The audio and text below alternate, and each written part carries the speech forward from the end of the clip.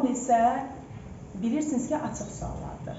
Açıq suallar sizin qarşınızda 3 dənə açıq sual olacaqdır.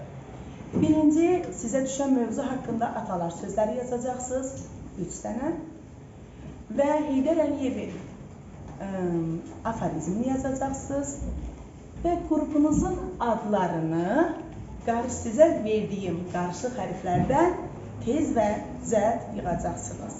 İnanıram ki, bunun da öhdəsindən çox gözəl, möhtəşəm gələcəksiniz. Və bilin ki, bu raundun sonunda hər komandaya 300 bal gələcəkdir. Oyuna başladıq.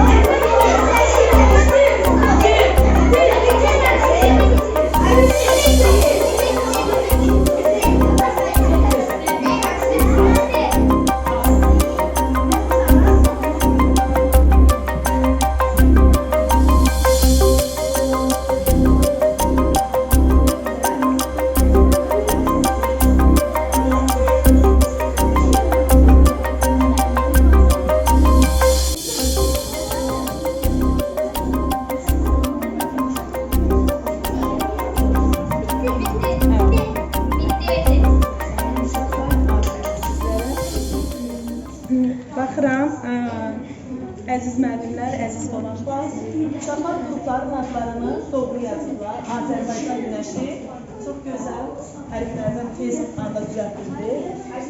Oxuyacaq. Heydər Baba nəvələri, eyni zamanda Heydər Baba nəvələri tam doğrudur və Ulu Öndər varisləri tamamilə gözəl, doğru. Eyni zamanda da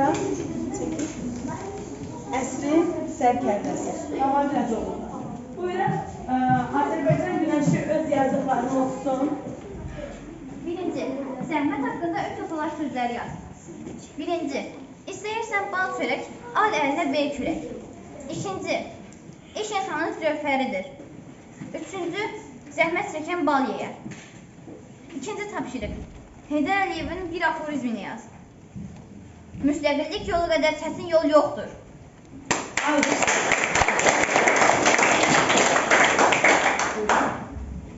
Dostluq haqqında üç atalar sözləri yaz. Dostunu göstər, deyirsən kimsən. Dost başa, düşmən ayağa baxar. Dost dar günündə tanınar. Heydər Əliyevin bir aforizmini yaz. Azərbaycan, Türkiyə, bir millət, iki dövlətdir. Qarşı rəhbərlər sözləri. Ulu Öndər varisləri komandası elm haqqında üç atalar sözləri yaz. Ağıl gücdən üstündür. Ağılsız insan qanatsız quş kimidir. Elm öyrənməyin vaxtı olmaz. Heydər Əliyevin bir aforizmini yaz. Uşaqlar cəmiyyətin gələcəyidir. Qarşı hərflərdən sözlər verir.